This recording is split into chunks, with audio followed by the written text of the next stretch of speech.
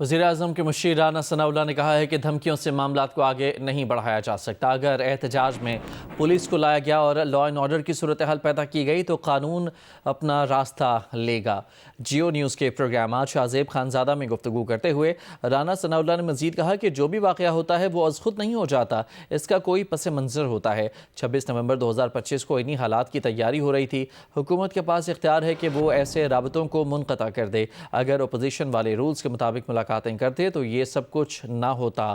رانا ثناءاللہ نے کہا کہ بانی پی ٹی آئی خیریت سے ہیں، افواہ بالکل غلط ہے۔ ہم نے ان کو کہا تھا کہ دھمکیوں کو چھوڑیں، ہم وزیراعظم سے ان کی ملاقات کراتے ہیں۔ اگر انہوں نے اپنے ٹارگٹ کو اچیو کرنے کے لیے بہت زیادہ جوش جذبے سے کام لیا تو پھر ہو سکتا ہے کہ پھر اس آپشن کے علاوہ کوئی اور آپشن نہ رہے۔ اس حد تک آگے جائیں گے کہ وہ فیڈرل گورنمنٹ کی جو پالیسی ہے یا جو اس کی ریٹ ہے اس کو اس حد تک ڈسٹرب کریں گے تو پھر یہ آپشن کانسٹیٹیوشن ہی دیتا ہے فیڈرل گورنمنٹ کو۔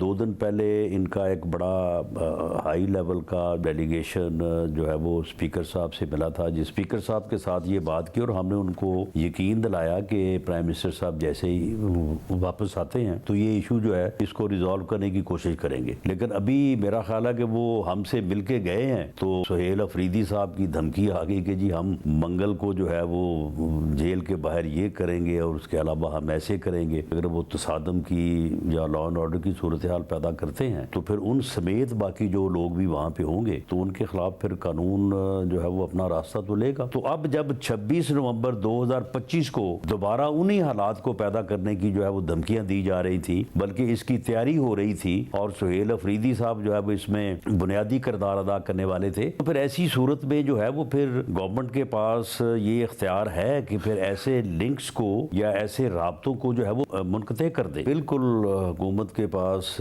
یہ پوری انفارمیشن تھی کہ سہیل افریدی صاحب اب کیا کرنے والے ہیں۔ 26 نومبر 2024 کی یاد میں 26 نومبر 2025 کو کیا کرنا چاہتے ہیں اور ان ملاقاتوں کے ذریعے سے ہی یہ سارا کچھ مینج ہونے جانا تھا۔ صبح پھر انہوں نے جو ہے وہ لا اینڈ آرڈر کی صورتحال ایسی پیدا کرنے کا پروگرام بنایا ہے کہ میرا خیال ہے کہ سبھی کو اٹیالہ جیل سے کافی فاصلے پہ ہی روکا جانا مناسب ہوگا۔ جہاں تک ان کی خیریت کا معاملہ ہے بالکل وہ خیریت سے ہیں، اس بارے میں کوئی جو ہے یہ افواہ سازی جو کی جا رہی ہے غلط ہے۔